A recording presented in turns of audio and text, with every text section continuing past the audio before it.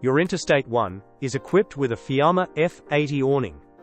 Using the winder provided, insert the hook into the loop on the left-hand side of the awning, and wind it out about 1.5 meters.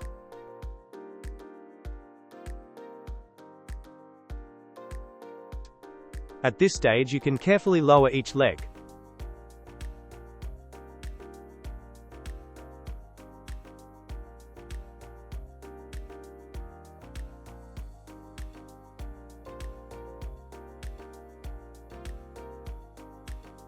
Once the legs are down, continue to wind the awning all the way out.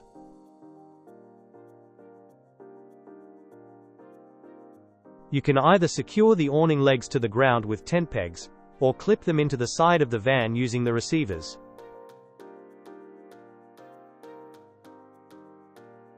When packing the awning away, simply reverse the process. Just remember to gently hinge each leg to avoid putting stress on the corner knuckle.